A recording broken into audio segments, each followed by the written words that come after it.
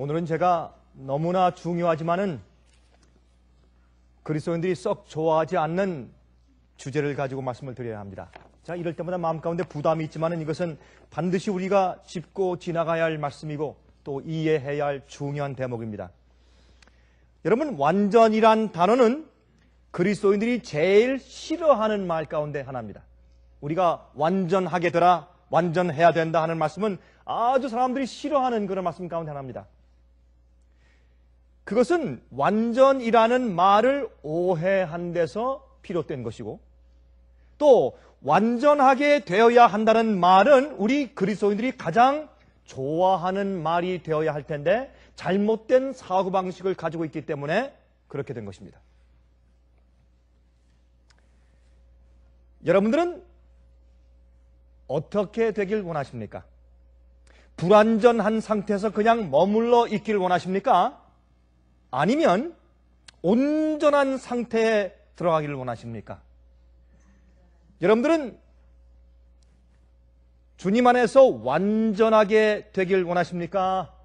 아니면 항상 죄를 가지고 있기를 원하십니까? 자, 조금 힌트를 드리는 것이죠.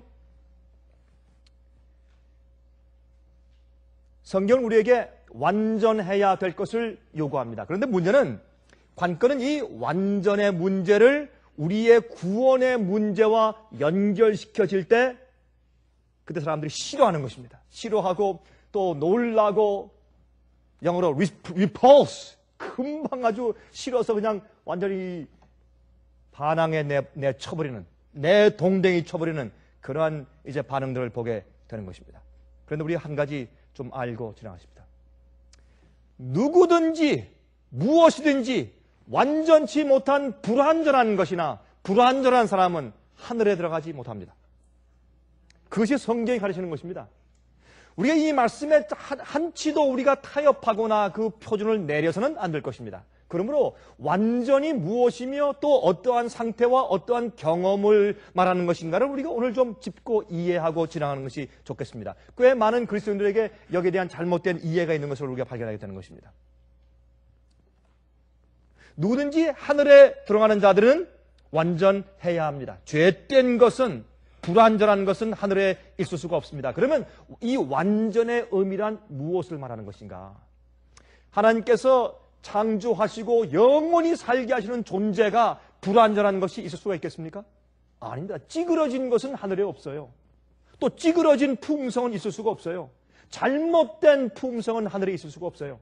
그러면 어떤 것을 주님께서 요구하시는 완전이라고 성경이 말씀하고 있는가? 그것을 우리가 이해하면 된다고 말입니다. 마태복음 5장 48절을 먼저 읽겠습니다. 마태복음 5장 48절에 말씀합니다. 그러므로 하늘에 계신 너희 아버지의 온전하심과 같이 너희도 온전하라. 이 말씀을 얘기할 때 많은 분들이 이렇게 말하죠. 아, 이 말의 뜻은 하나님께서 의인들에게도 비를 주시고 악인들에게도 비를 주시고 복수하지 아니하시고 골고루 공평하게 그렇게 대하시는 주님의 의를 말하는 것입니다. 맞습니다. 그 말씀 맞아요. 그러나 그것이 주님의 성품 아닙니까? 주님의 온전하신 것처럼 우리도 온전해야 할 것입니다. 하나님께서 하나님으로서 온전하시고 완전하신 것처럼 우리는 인간의 영역에서 인간으로서 온전하고 공평해야 할 것입니다. 고린도후서 7장 1절입니다. 그런즉 사랑하는 자들아, 이 약속을 가진 우리가 하나님을 두려워하는 가운데서 거룩함을 온전히 이루어, 이 퍼펙트입니다. 완전하게. 다시 읽겠습니다. 그런즉 사랑하는 자들아, 이 약속을 가진 우리가 하나님을 두려워하는 가운데서 거룩함을 완전하게 이루어 육과 영과 온갖 더러운 것에서 자신을 깨끗게 하자. 그렇죠? 이거는 우리의 목표고 우리의 살아갈 우리 생애의 중요한 우리 태도입니다. 그러므로 어떻게 해요?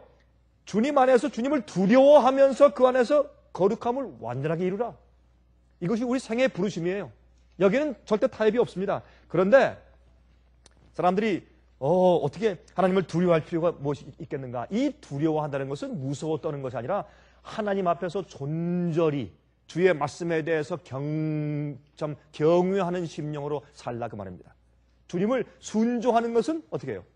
주님을 두려워하는 것입니다. 주님을 경외하는 것입니다.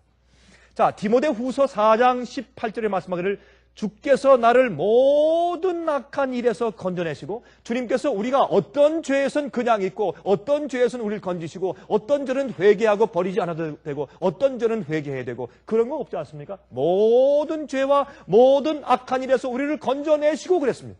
여긴 타협이 있을 수 없습니다. 또 그의 천국에 들어가도록 구원하시니 그에게 영광이 세세 무궁토록 있을지어다. 아멘. 우리 부르심은 너무 분명해요. 베드로후서 1장 10절과 11절. 그러므로 형제들아 더욱 힘써 너희 부르심과 택하심을 굳게 하라. 우리의 구원은 매일의 구원이에요. 한 번 구원받은 사람이 또 다음 달도 여전히 오늘 내가 구원받았기 때문에 이 구원이 다음 달같이 익스텐드 되는 것이 아닙니다. 여기 보면 너희의 부르심과 택하심을 굳게 하라. 매일매일 우리가 그것을 굳게 해야 돼요. 너희가 이것을 행한즉 언제든지 실족지 아니하리라. 이같이 하면 우리 주 곧 구주 예수 그리스도의 영원한 나라에 들어감을 넉넉히 너희에게 주실 것이라. 여기에 부끄러운 구원과 영광스러운 구원이 없습니다. 겨우 들어가는, 내가 이 땅에서 그저 죄를 짓고 살아도 주님을 믿었기 때문에 내가 구원은 받는데 하늘에 가면 상은 없다. 겨우 받는 부끄러운 구원, 그런 얘기가 없어요. 누구나 하늘에 들어가는 자들은 넉넉히 구원을 받아요. 주님의 은혜와 능력 때문에. 여기 말씀하기를 그러므로 너희의 부르심과 택하심을 굳게 하라고 말씀을 했습니다. 성경은 완전한 자라야 하늘에 들어간다고 말하고 있어요. 여러분, 말씀하기를 하나님께서 우리를 부르심은 무엇이냐? 우리 원하시는 것은 너희의 거룩함이라고 했어요. 거기에 타협이 없어요. 우리가 거기에 대해서 타협하면 안 돼요. 그러므로 성경은 완전한 자라야 하늘에 들어간다고 말하는데, 이 완전이 어떤 것이며 어떤 상태냐 말입니다. 그렇죠? 여기에 오해가 있기 때문에 사람들이 완전을 말하면 아주 싫어하고 내팽개치려고 그러고 극단이라 그러고 율법주의라 그러고, 그렇죠? 이방인보다 더 완전을 말하는 사람은 이방인보다 더 미워해요. 이방인은 사랑하고 구제해 주는데 죄를 온전히 승리해야 된다, 완전해야 된다 이 말을 하면 사람들이 아주 미워해. 세리처럼 미워해요. 참 그 이상해요. 그렇죠? 그러나 이것은요, 완전주의를 말하는 완전이 아닙니다. 완전과 완전주의는 차이가 있어요. 많은 사람들이 완전주의를 믿기 때문에 완전이라는 단어를 싫어하는 것입니다. 하나님께서 하시는 일인데 모든 것이 완전해야죠. 주님께서 우리를 거듭나게 하시고 우리가 새로운 피조물 되면 우리가 완전하게 돼야죠. 우리의 신앙 태도와 우리의 동기와 우리 소원이.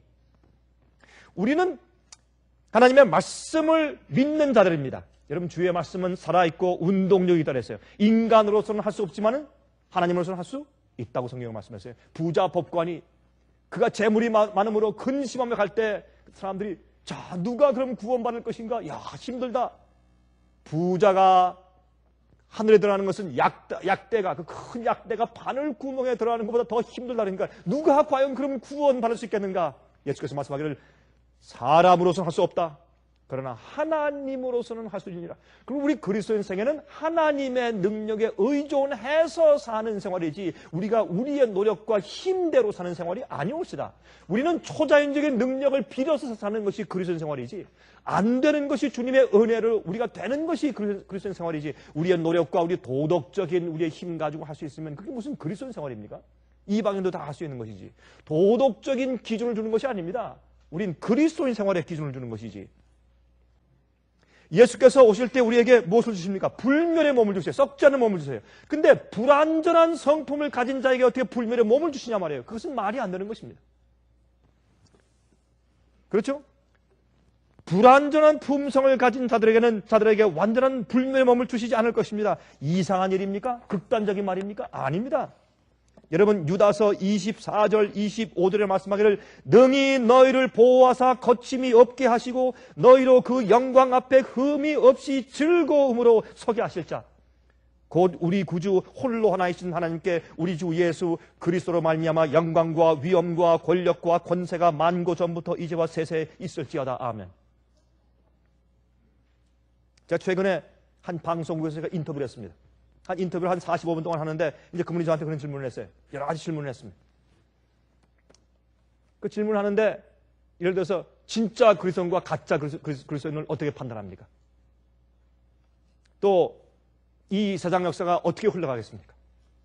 또 구원은 예수를 믿는 데만 있습니까? 아니면 불교 다른 교회들은 어떻습니까? 그걸 제가 성경에 있는 말씀 그대로 이렇게 빙빙 돌리지 아니하고 영어로 beating around 부시하지 않고 그대로 제가 있는 그대로 설명했습니다. 그랬더니 그분이 저한테 이런 얘기를 해요. 제가 여러 사람들을 인터뷰해보고 또 목사님들을 많이 인터뷰해봤는데 목사님처럼 그렇게 스트레이트하게 말하는 사람 내가 처음 봤습니다. 그래요. 당연하죠. 성경의 말씀 그대로 해야 되니까. 여기에 주님께서 능히 우리를 보호하사 거침이 없게 하시고 너희로 그 영광 앞에 흠이 없이 즐거움으로 서게 하실 자, 예수님께 영광과 존귀가 있을지어다. 예수님은 그런 능력이 있는 분이에요. 우리가 그 하나님 앞에 영광과 흠이 없이 서게 하실 수 있는 분이기 때문에 그분이 우리 구세주예요. 그분이 우리 죄를 용서하시고 우리를 인도하시는 것이에요. 여러분, 그러므로 이제 보십시다. 완전이란 무엇인가? 성경이 우리에게 요구하는 완전이란 무엇인가? 제가 한번 이렇게 써보았어요. 성경에 우리에게 요구하는 완전이란 하나님의 계명을 온전히 지키는 상태를 의미하는 말입니다.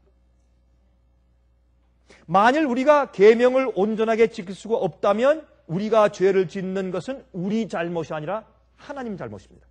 그렇죠? 주님께서 말씀하기를 내 계명을 지키라. 너희가 나를 사랑하면 내 계명을 지키리라. 그렇죠? 그래서 계명을 지키는 것은 우리의 의무라고 말씀했는데 전도서 12장 마지막 절에 사람의 우리의 본분이 뭐라고요? 하나님을 경외하며 그의 계명을 지킬지어다. 이것이 사람의 본분이라고 말씀했어요. 이거 성경의 가장 중요한 글자예요. 그러면 그렇게 성경이 말씀하고 있는데 만약에 우리가 계명을 다 지킬 수 없다. 우린 죄인이기 때문에 죄의 본성이 있기 때문에 안 된다 하면 하나님이 거짓말장이고 하나님께서 지킬 수 없는 것을 지키라고 하신 것이기 때문에 우리가 죄 짓는 것은 우리 책임이 아니요 하나님 잘못이지. 우리가 지킬 수 없는 것을 지키라고 하셨으니까. 이상한 것이 되어버려 그렇게. 근데 많은 그리스도인들이 그렇게 믿고 산단 말입니다. 이거 얼마나 참 이상한 일입니까? 우리는 예수님의 은혜와 성령님의 능력으로 하나님의 모든 계명을 온전히 지킬 수 있어야 합니다. 만약 그럴 수 없다면 이 성령에 큰 모순이 생겨요. 하나님께서 병 주고 약 주시는 이상한 분이 됩니다.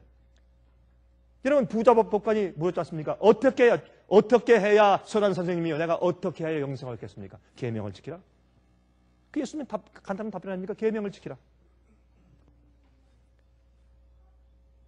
요한일서 5장 2절부터 4절 보십시오. 요한일서 5장 2절부터 4절.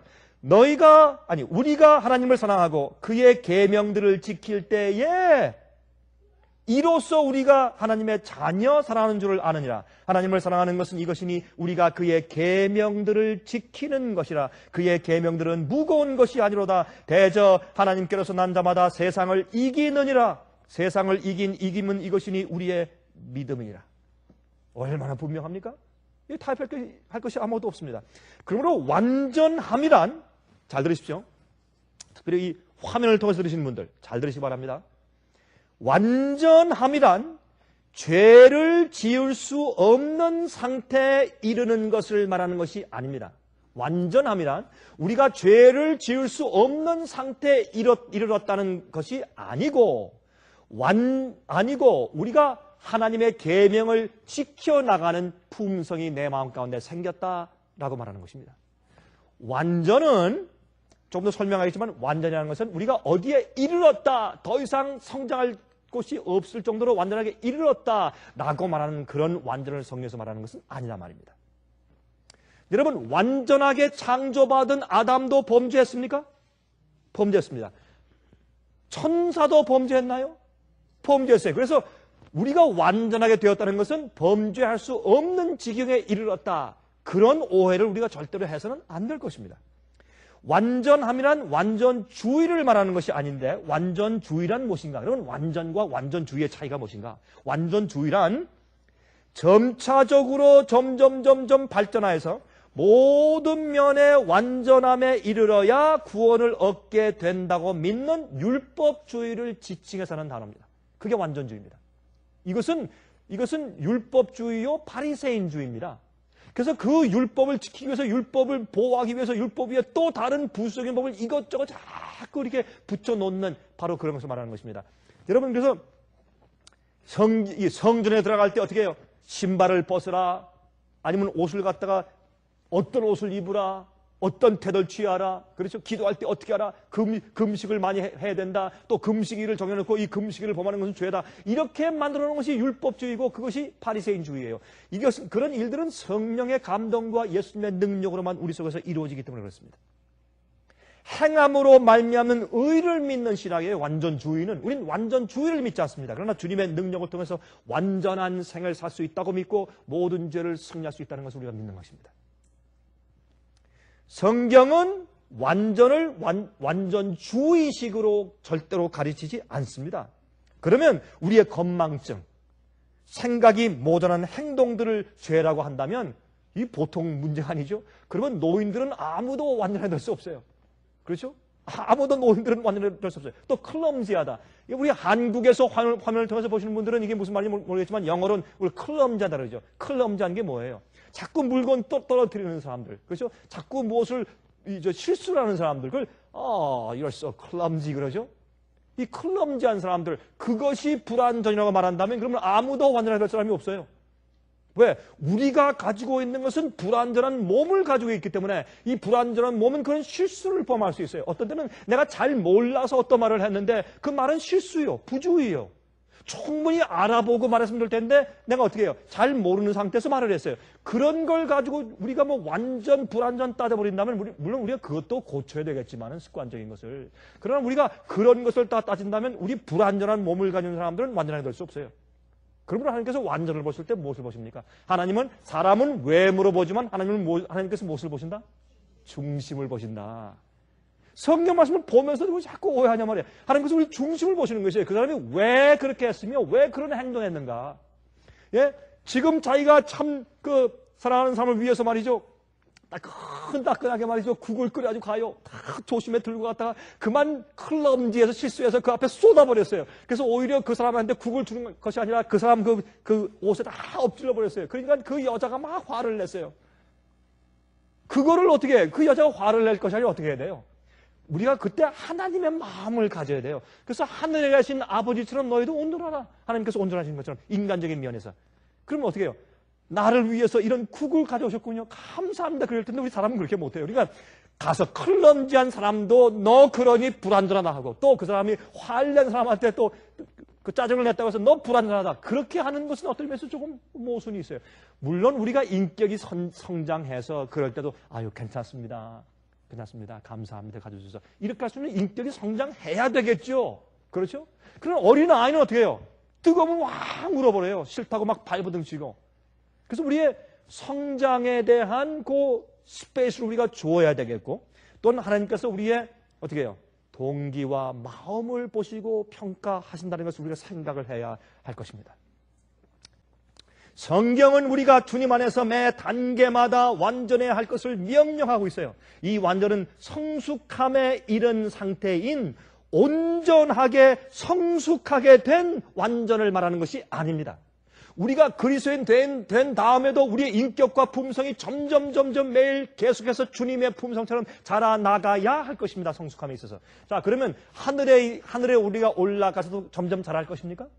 Yes, of course. 하늘에 올라가서도 그런 인격적인 면에서 더 친절하고 더 인내하고 더 자비스러운 우리의 품성이 영원토록 발전할 것입니다. 그래서 우리가 영원토록 어떤 의미에서 다 이루었다 하는 지점이 없을 정도로 계속 성장할 것이에요. 자, 그런 입장에서 하늘의 천사들은 그런 입장에서 완전하게 성숙한 완전을 가지고 있습니까? 아닙니다. 천사들도 계속 성장하고 있어요. 그런 의미에서는 하나님만 완전하시죠, 그러면. 그러나 이 두 가지 개념을 우리가 오해하지 말아야 할 것입니다. 예수께서 이 땅에 오시기 전까지 구원받을 백성들에게 요구하시는 것은 뭐냐면 그 사람이 받은 진리와 빛 안에서 하나님께 온전히 굴복하고 충성된 마음에서 모든 죄를 승리하고 그렇죠? 주의 계명을 지켜나가는 그 일에 온전하라고 우리를 부르시는 것입니다. 주님의 계명을 지키는 면에 있어서. 그렇죠? 우리가 아무리 부족하고 죄된 본성을 가지고 있을지라도 주 앞에 마음을 굴복하고 새로운 피조물로 거듭나고 성령의 은혜를 받고서 우리가 모든 주의 계명을 지킬 수 있습니까? 지킬 수 있습니다. 그래야 합니다. 그것이 안 된다면 그건 주님의 잘못이지 우리 잘못이 아닙니다.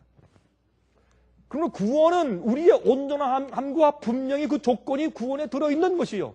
그 조건이 안 들어있으면 이 성경은 모순된 책이 되는 것입니다. 어린아이는 어린아이로서 완전하고 청년들은 청년으로서 완전합니다. 이 청년들에게 말이죠, 노인의 경험적인 지혜까지 가진 것으로 기대해서는 안 될 것이요. 어떤 청년들 말이죠, 아주 믿음이 좋은데 어떤 데는 실수를 해요. 왜요? 지혜가 없어서, 경험이 없으니까. 그것을 가지고 너 완전하지 못해. 그렇게 하면 안 될 것이요. 그 청년은 아직 지혜가 부족한 그 상태에서 그대로 온전할 수가 있는 것입니다. 주님께서 그들의 중심과 동기를 보시고 평가하시기 때문에 그렇습니다. 그래서 이 성숙한 완전은 인격의 성장까지를 포함하기 때문에 그렇습니다. 자, 물어보십시다. 아담이 창조받았을 때 온전했습니까? Yes. 그것은 성숙함에 이른 완전이었습니까? 아닙니다. 아담도 완전하게 창조받았지만 계속해서 성장할 것이었습니다. 계속 더 배우고 그의 인격과 성품이 점점 성장하도록 창조받았는데 그만 그 중간에 범죄하고 실패해버린 것입니다. 아담도 그런 입장에서는 성숙한 완전함에 이른 사람이 아니었습니다. 그럼 우리가 이 두 가지를 분명히 분리해서 이해하는 것이 좋겠습니다. 그러나 이 성경은 우리 생애 가운데 어떤 죄도 어떤 계명을 범하는 타협도 허용하지 않습니다.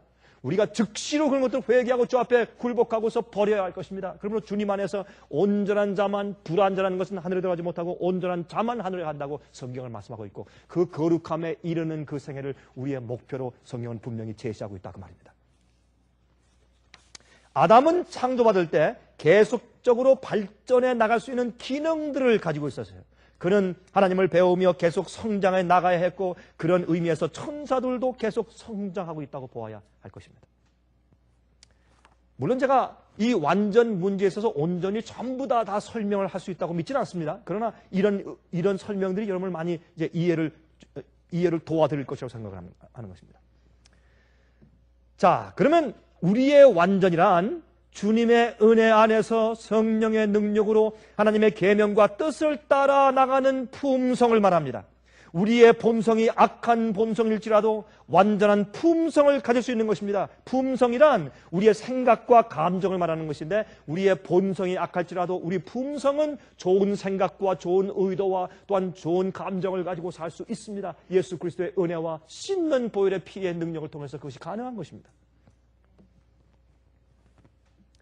하나님의 은혜로 죄와 유혹을 승리함으로 얻는 것이 품성이에요. 타고난 본성이 아니라 거듭나고 은혜로 유지되어가는 배양된 품성을 우리가 온전하게 가지라고 성경은 말하고 있습니다. 그러므로 우리의 완전은, 잘 들으십시오, 그러므로 우리의 완전은 하나님의 능력에 의존된 완전이에요. 내 힘으로 이루는 완전이 아니고 하나님의 능력에 은혜에 항상 의존되어서 유지하는 완전을 우리가 말하고 있는 것입니다.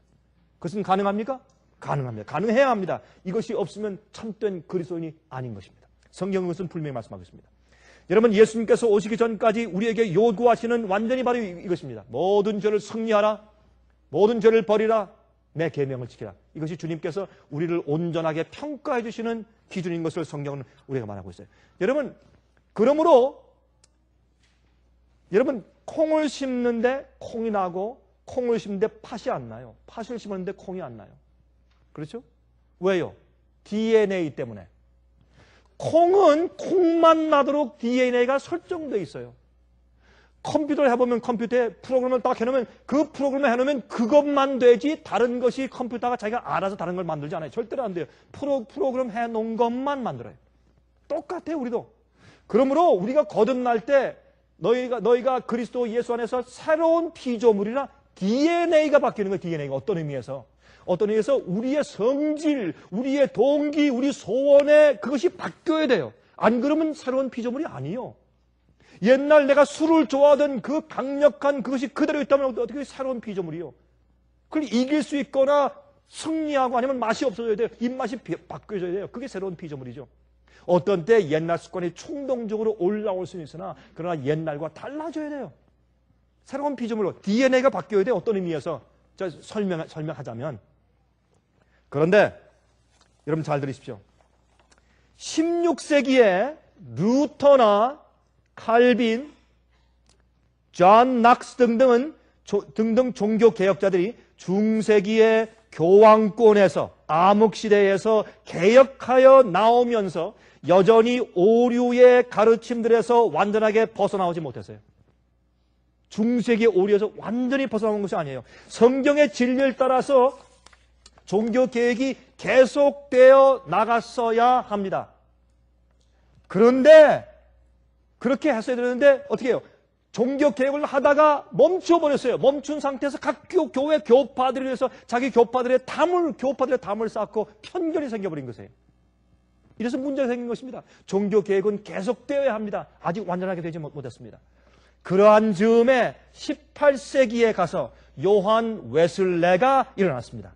그는 홀리네스 무브먼트, 다시 말해서 거룩함의 운동을 일으키면서 예정설이 아닌 인간의 자유의 의지와 선택의 면을 강조하면서 동시에 나아가서 죄에 대한 승리와 성화를 구원의 조건으로 내세우는 그런 개혁 운동을 일으켰어요. 그래서 감리교회를 창설했습니다. 여러분, 감리교회는 제가 여러 번 설명드렸지만 감리교회 영어의 뜻은 메소디스트, 방법론자들이라고 놀리는 말이에요. 그 경멸적으로 놀리는 말이 교회 교파 이름이 되었죠. 그거는 예수 안에서 피로 예수를 믿고 이미 구원받았는데 무슨 또 구원의 조건과 방법을 만들어 놓느냐. 그래서 방법론자들이라고 놀렸어요. 그러나 그는 성경적으로 그것을 개혁했습니다. 그것은 그 당시엔 파격적인 가르침이었어요. 그는 그리스도인들은 완전하게 될 수 있으며 완전하게 되어야 한다고 강조했고 거룩하지 못한 것은 하늘에 들어갈 수 없다고 말했습니다. 그래서 그 당시 장로교회 전신인 영국교회에서 그를 차내버렸어요. 출교시켜버렸어요. 그는 장로교에서 출교당한 사람이에요. 요한 웨슬레는. 출교당한 다음에 할 수 없이 당광촌에 가서 쉬는 시간에 얼굴이 새카면서 식사하고 있는 그 당광촌에 가서 그 당광촌의 광부들 앞에서 설교하기 시작했어요. 그래서 교회를 일으켰어요. 요한 웨슬레가. 그들은 눈물을 흘리면서 그 말씀들을 받았다고 했습니다. 그런데 재미있는 것은 이 요한 웨슬레가 말이죠. 한번 들어보세요. 참 재밌어요. 요한 웨슬레가 그 당시에 이 요한 웨슬레의 완전함에 대한 얘기, 성화에 대한 얘기, 이 죄를 승리할 수 있다는 이 가르침을 설교하니까 가장 거세게 반대한 사람이 진센돌프 백작이에요. 이 진센돌프 백작이 여기서 심히 반대했는데 웨슬레가 그에게 쓴 답장이 이 편지가 이렇습니다. 한번 들어보세요. 이 편지가요. The Works of Wesley, 웨슬레의 작품이란 책 6권 1페이지에서 6권 1페이지 첫 페이지 이렇게 썼어요. 한번 들어보세요. 이 웨슬레의 말입니다.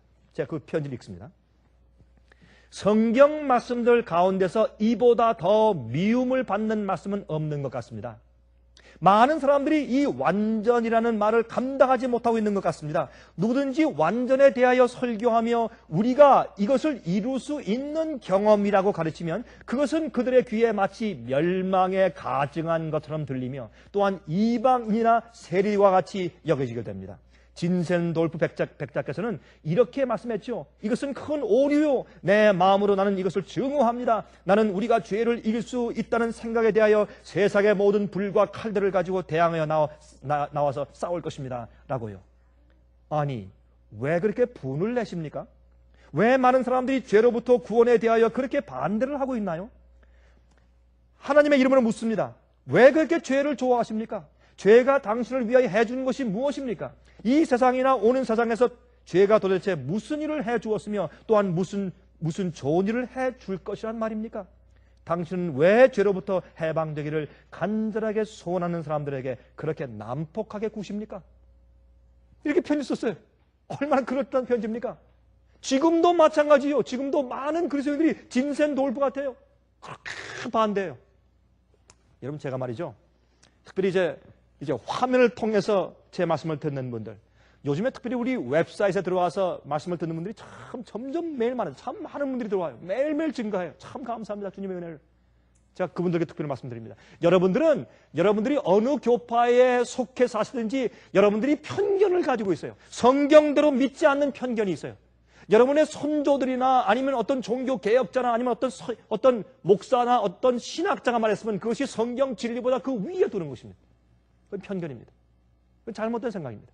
여러분들 이 완전이라는 말은 여러분들 그렇게 싫어할 것이 아닙니다. 이것은 성경적인 얘기예요.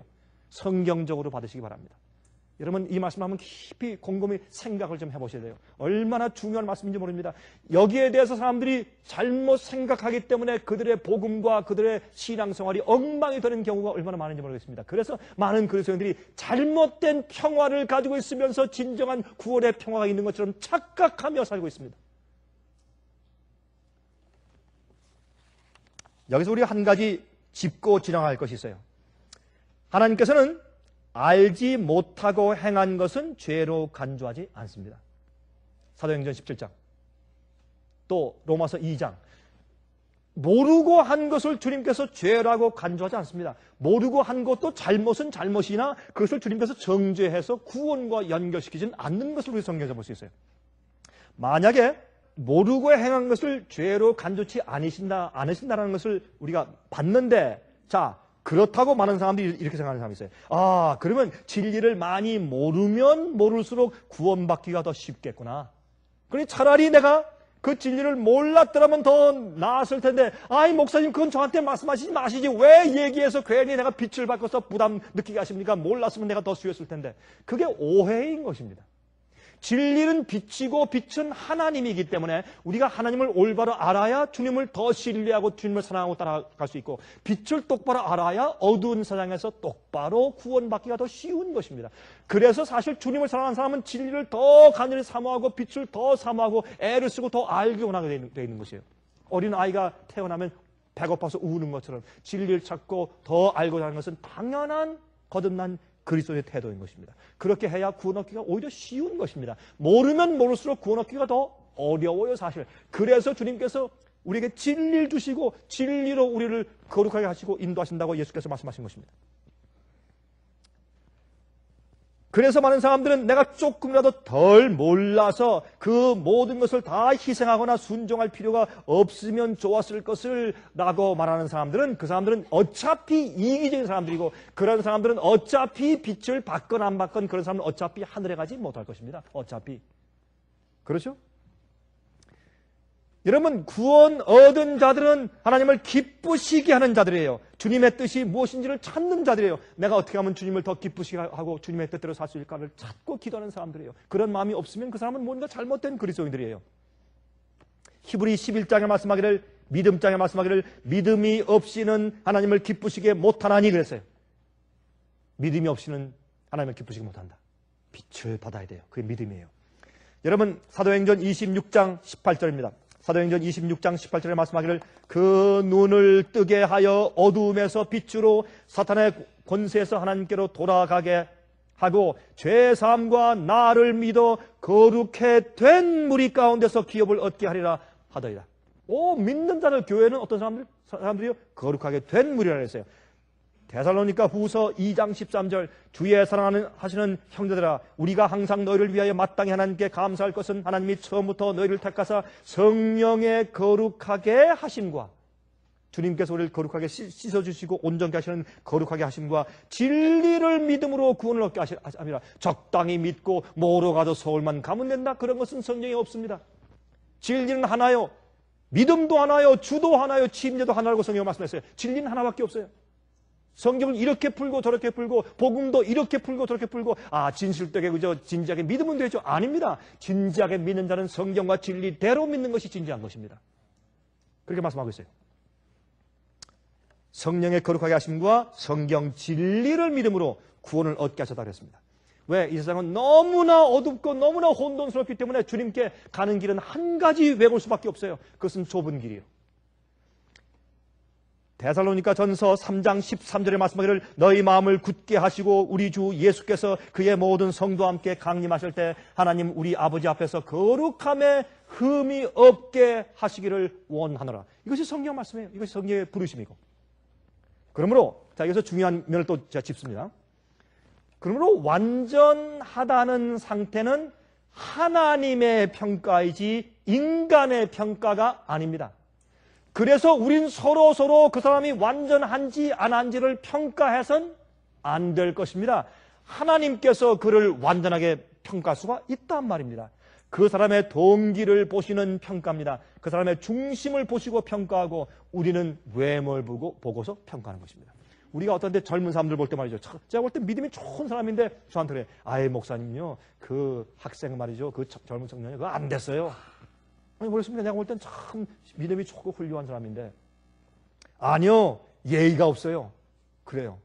그래서 이거 무슨 말씀입니까? 무슨 예를 말하는 겁니까? 인사성이 없어요, 인사성. 어떤 때는 못 보고 인사 안 할 수도 있고, 어떤 요새 또 요새 우리 2세들, 특히 한국 사람 2세들은 말이죠. 인사성이 없죠. 우리처럼 그렇게 있을 수가 없어요. 그럼 우리가 이해해 줘야 돼. 가르치면 돼요, 또 그런 것은. 그렇죠? 그런 걸 가지고 완전치 않아. 그러면 안 될 것이요. 완전은 동기와 마음과 중심을 보시는 하나님의 평가지 사람의 평가가 아니란 말입니다. 자, 예를 들겠습니다. 욥.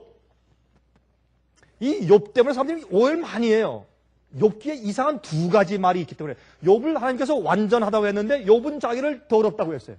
그러니까 이 문제가 있는, 그러니까 이것 때문에 사람들이 자꾸 오해해. 오해할 게 아무것도 없어요. 이것은 하나님의 평가와 인간의 평가이기 때문에 그래요. 완전한 사람은 자기가 내가 완전하다, 난 다 이르렀다. 그렇게 할 사람이 아무도 없기 때문에 그래요. 우리가 예수님께 가까이 나가면 나갈수록 주님의 빛을 더 많이 보고 주님을 더 많이 이해하면 이해할수록 우리의 부족함을 더 많이 우리가 보게 되는 것이에요. 그렇다고 해서 내가 불완전한 것이 아니에요. 주님께서 우리를 보실 때 주님께서 온전하다고 평가할 수가 있는 것이에요. 우리의 동기와 우리의 순수성 때문에. 자, 보세요. 욥기 1장 8절 보세요. 욥기 1장 8절. 여호와께서 사탄에게 이르시되 내가 내 종 욥을 유의하여 보았느냐? 그와 같이 순전하여, 이게 영어로 들으면서 그와 같이 perfect하고 완전하고 정직하여 하나님을 경외하며 악에서 떠난 자가 세상에 없느니라. 그렇게 말했어요. 성경에서 하나님의 평가는 욥이 어떻다? 완전하다. 거기에 뭐 달지 마세요. 완전했어요. 그는 욥은 완전하다고 하나님께서 평가하시는데 우리 잔말이만 입을 다물어야죠. 우리가 뭐 잔말이만 해요. 우리가 뭐라고. 하나님께서 말씀하시고 욥은 완전했다. 그건 끝이에요. 더 이상 욥이 못했고 말할 필요 없어요. 이걸 가지고 오해해요. 또 욥기서 2장 3절. 여호와께서 사탄에게 이르시되 내가 내 종 욥을 유의하여 보았느냐? 그와 같이 순전하고, 이것도 퍼펙트, 그와 같이 완전하고 정직하여 하나님을 경외하며 악에서 떠난 자가 세상에 없느니라. 내가 나를 격동하여 까닭 없이 그를 치게 하였어도 그는 오히려 자기의 순전을, 영어로 퍼펙트, 그의 완전함을 굳게 지켰다. 주님께서 완전하다고 했어요? 했어요. 평가는 100%예요. 100%예요. 그런데 그 욥이 앞으로 계속 성장할 면이 있었어요. 더 많이 이해할 지식이 필요했어요. 진리의 지식이 필요했어요. 그러나 그 상태에서 주님께서 그를 완전하다고 인정했어요. 그럼 이게 무슨 완전이냐? 한번 보세요. 욥이 그런데 자기가 기도해서 자기 자신을 평가할 때 한번 들어봅시다. 자기 자신을 평가합니다. 이제 이것 때문에 문제가 생겨. 욥기 9장 19절부터 21절에 힘으로 말하면 그가 강하시고 심판으로 말하면 누가 그를 호출하겠느냐? 누가 감히 주 앞에 서서 심판받겠느냐? 자기의 부족함을 느끼는 거예요. 욥은. 가령 내가 의로울지라도 내 입이 나를 정죄하리니 가령 내가 순전할지라도 나의 패괴함을 증거하리라. 내가 완전할지라도 나의 패괴함을 증거할 것이라. 나는 순전하다마는, 나는 완전하다마는 내가 나를 돌아보지 아니하고 내 생명을 천히 여기는구나. 이게 무슨 말이에요? 이것은 자기가 아무리 주 앞에 온전하다고 할지라도 의도적으로 주님의 뜻을 어기잖아요. 주님의 뜻을 따라 살고 주님의 계명을 따라 살고 주 앞에 굴복하고 살고 있지만 자기가 자기 자신을 돌아다볼 때 무엇이 있어요? 악이 자기와 함께 있어요. 뭐예요? 죄의 충동이 있어요. 죄의 본성이 있어요. 자기 속에 뭐예요? 갈등이 있어요. 자기가 주님의 뜻대로 살기로 결심하고 주님의 뜻에 일치해 살기로 굴복하고 살지만은 항상 자기 속에 싸움이 있어요? 없어요? 있어요.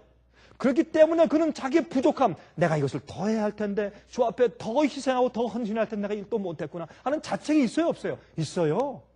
그래서 자기는 자기 자신을 자책할 때 자기 평가는 나는 패괴하고 부족하다고 말하지만, 자, 그렇다고 해서 이 뜻은, 이 말은 지금 욥이 죄를 계속 범하고 있는 상태란 말이에요? 그렇습니까? 아니에요. 그가 지금 주님의 계명을 어기거나 주의 뜻에 일치하지 않는 마음으로 살아가고 있다는 그런 뜻입니까? 아니에요. 그런 상태에 있는 사람을 하나님께서 그는 완전하다라고 말했다면 하나님이 거짓말 하시는 분이지. 그래서 이것은 욥 자기 자신의 평가이지 그가 의롭지 못하다는 얘기나 그가 주 앞에 온전히 굴복하지 않았다는 얘기나 주님의 계명을 지키지 않는다는 표현이 아니란 말입니다. 그리고 이 얘기는 자기의 수치심 같은 그런 표현이지, 그가 주님의 내가 이렇게 죄를 짓는데 아무리 남이 의롭다고 할지 난 아무것도 아니야 그렇게 말하는 것이 아니란 말입니다. 그래서 이 하나님께서 그가 의롭고 완전하다 했을 때 욥은 의로웠지만 그러나 자기가 자기 자신을 볼 때 발전할 그런 계좌가 너무 많았고 부족한 것이 너무 많았어요. 그것이 우리 경험들 아닙니까? 바울도 자기 자신의 부족함을 매일 느끼고 매일매일 자기 자신을 쳐서 복종시키고 매일매일 내가 죽는다 그랬어요. 그렇게 훌륭하고 거룩한 바울도 그랬어요. 바울도. 예?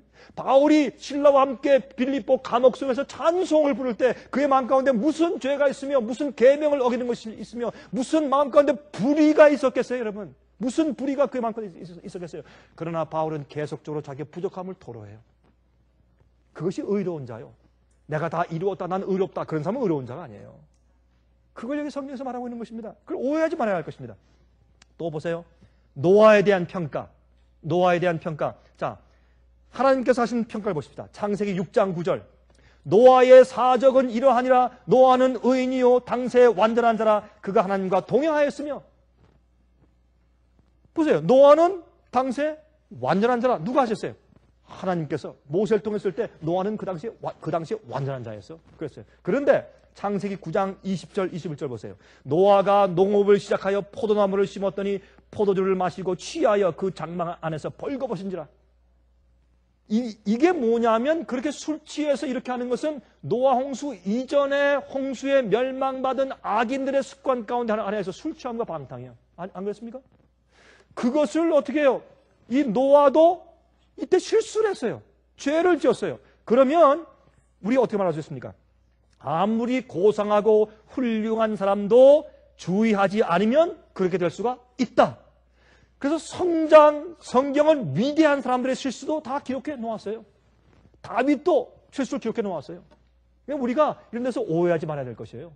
완전하게 되었다고 해서 내일 앞으로 계속 죄를 안 짓는다 그런 것이 아니라 완전은 매일매일 내가 주 앞에 가지고 있는 나의 마음의 성품의 태도를 말하는 것이에요. 그게 완전이에요. 그래서 우리는 완전하게 되어야 할 것이에요. 되어야 할 것입니다. 여러분 욥이 맨 마지막에 하나님 앞에서 그가 회개합니다. 회개해요. 그 회개한 것은 죄를 지었기 때문에 회개보다 하나님의 섭리를 이해하지 못한 자기의 우둔함을 회개하는 것이에요. 자기의 부족함을 회개하는 것이에요. 주님을 온전히 신뢰하지 못하고 불평해 온 것을 회개하는 것이에요. 나중에 그거 불평하죠. 처음엔 불평 안 했어요. 나중에 주님께서 너무 잠잠하시고 너무 친구들이 와서 자기를 고소하니까 나중에 주님 좀 옷을 나와 좀 변론합시다 하고 나중에 불평을 했어요. 그런 데 대한 자기의 회개지. 그가 내가 그런 재앙을 맞을 정도로 내가 죄를 많이 졌는데 내가 그냥 모른 척했습니다. 주님 이제 내가 죄를 회개합니다. 그런 회개가 아니었단 말이에요. 그래서 완전한 문제에 대해서 이 욥에 대한 이야기를 읽으면 사람들이 오해하는 것입니다. 오해할 것이 아무것도 없어요. 그래서 빌립보 3장 12절에 바울이 말하기를 내가 이미 얻었다 함도 아니요 온전히 이루었다 함도 아니라 오직 내가 그리스도 예수께 잡힌 바 된 그것을 잡으려고 쫓아가노라. 내가 목표를 향해서 달려간다 이렇게 말을 했어요. 그렇죠? 내가 달려간다. 그는 온전히 이루었다고 한 번도 말한 적이 없어요. 그러나 주님께서는 바울을 너는 온전하다고 그렇게 분명히 인정하셨을 것이라고 저는 믿습니다. 그러므로 우리에게 완전하라고 말씀하시는 것은 인격의 장성한 완전보다는 오히려 모든 죄를 승리하고 하나님의 계명을 순종하는 면에서의 완전을 요구하시는 것입니다. 마치 이것은 산을 올라가서 정상에 이르는 것 같은 것이 아니라 예수를 마음속에 모시고 성령의 지배를 받고 살 때만 경험케 되는 하나님의 뜻과 일치된 삶을 말하는 것이에요.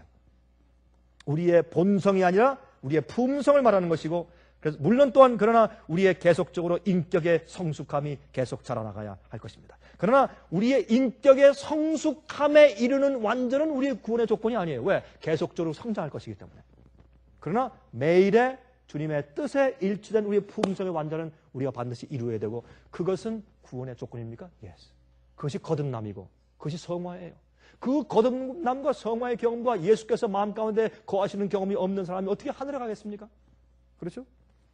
한 번은 말이죠, 한 교회 목사님이 예배 시간에 우리 교회 오늘 참 귀한 손님이 방문했습니다. 내가 소개해드리겠습니다 하고 이제 한 그 손님을 올라오겠는데, 그 손님이 올라오는데 허리가 굽은 노 목사님이 있었어요. 이분은 너무나 제게 귀한 손님이기 때문에 소개합니다. 이제 소개한 다음에, 자, 목사님, 우리 교인들에게 좀 잠깐만 좀 말씀을 좀 해주시죠. 그렇게 부탁을 했어요. 설교는 아니지만 부탁을 했어요. 그때 이제 목사님이 서서 이렇게 말을 시작했습니다. 더듬거리면서. 한 번은 한 아버지와 그 아들과 그 아들의 친구 3명이 배를 타고 바다에 나갔습니다. 나갔는데 얼마 있다가 그만 큰 폭풍이 들어왔습니다. 갑자기 폭풍우가 불었습니다. 파도가 높아서 애를 쓰다가 아무리 아버지가 항해를 잘해도 애를 쓰다가 감당을 못해서 그만 배가 뒤집혀졌습니다. 3명이 다 물에 빠졌습니다. 그래서 아버지는 경험이 많은 선원이기 때문에 헤엄을 쳐가서 그 보트를 붙잡았습니다. 근데 거기에 구명줄이 하나밖에 없습니다. 구명대 하나밖에 없어요. 근데 자기 아들과 아들의 친구 2명이 지금 물에 빠져 죽어가서 허우적해서 소리를 치고 있습니다. 그때 갑자기 짧은 순간에 이 아버지는 결정을 해야 됐습니다. 누구를 구해줄까? 반드시 아들을 구해야 할 텐데 친구도 있고. 아주 갑자기 결정할 때 이 아버지는 그 아들의 친구를 구할 것으로 결정을 했다고. 왜? 그 아들은 그리스도인이기 때문에 죽어도 영생에 들어가서 같이 만날 것을 알지만 그 친구는 믿지 않는 사람이기 때문에 내가 이 믿지 않는 친구에게 더 살 수 있는 복음을 이해할 수 있는 기회를 줘야 되겠다 생각해서 자기 아들을 놔두고 그 친구에게 구명대를 던졌습니다. 아들아, 내가 사랑한다. 그렇게 할 때 아들은 그만 물속에 빠져버리고 그 친구가 구명대를 짚고서 올라왔다고. 그때 그 교회에 있던 한 2 청년이 그 얘기를 아주 흥미있게 듣고 있었습니다. 그리고 이제 목사님 한 얘기가 마찬가지로 하나님께서 우리를 구원하시기 위해서 아들 예수님을 포기하시고 아들 예수님을 희생시켰습니다. 그 사랑에 감사해서 우리가 주 앞에 나가야 합니다. 그리고 이 노 목사가 말을 마치고 내려가서 앉았어요. 짤막한 얘기를 하고. 그러니까 그 목사님이 다시 올라와서 자, 우리가 오늘 들은 이 말씀에 의해서 혹시 지금 예수님을 구세주로 받아들이고 아니면 어떤 죄를 버리고 주 앞에 굴복한 사람이 있습니까? 좀 일어나십시오. 하고 이렇게 이제 호소했어요. 근데 그 교회에서 아무도 일어나지 않았어요. 그래서 아무도 결심한 사람이 없기 때문에 그렇습니까? 하고 목사님이 설교를 조금 더 하고 그 예배를 마쳤습니다. 예배를 다 마치고 이제 끝난 다음에 노 목사님이 앞에 앉아 계신데 그 잘 듣고 있던 2 청년이 앞으로 나왔어요. 나와서 그 목사님한테 오늘 우리에게 참 흥미있고 좋은 얘기를 해주셔서 감사합니다. 참 참 좋은 얘기는 좋은 얘기인데 아니 인간으로서 어느 아버지가 그런 경우에 자기 아들을 살리지 않고 아들의 친구를 살릴 그런 아버지가 어디 있습니까? 그런 사람은 없겠죠. 그랬더니 이 노 목사님이 다 떨어진 그 성경을 내려다보면서 가만히 있더니 맞죠. 성경을 만지작만지하는 그 목사님이 이렇게 말을 했대요. 맞습니다. 참 어려운 일이죠. 참 어려운 일입니다. 그런데 그 이야기의 아버지는 바로 납니다. 그리고 내가 구원한 내 아들의 친구는 바로 이 교회 목사입니다. 그때 이 2 청년이 깊은 감동을 받고 그 얘기를 듣고 나서 마음을 열고 주님을 받아들였대요. 우리의 완전은 무슨 결과인가? 이 목사가 그 사람이 자기를 구원해준 생명의 은인을 보고 감사해서 반응한 것이 목사가 된 것이에요. 우리가 완전케 되는 것은 우리의 의가 아니고 우리의 노력도 아니고 나를 위해 돌아가시면서 온전하게 바치신 여호와 일에 하나님의 어린 양이신 예수님의 희생을 바라보고 너무나 감동한 나머지 우리 생애를 주 앞에 바치고 하나님을 기쁘시게 하기 위해서 사는 것이 완전함으로 드러나는 것이에요. 완전함은 행위가 아니요, 완전함은 우리의 공로가 아니고 예수 그리스도의 구원하시는 능력의 표상이요, 능력의 결과요. 그런 완전함의 열매가 여러분 생애 가운데 풍성하시기를 간절히 바랍니다. 하늘에 계신 우리 아버지, 놀라운 갈바리의 희생, 우리 구세주 예수님의 사랑과 희생을 바라보면서 우리가 완전하게 될 수 있도록 해주시옵소서.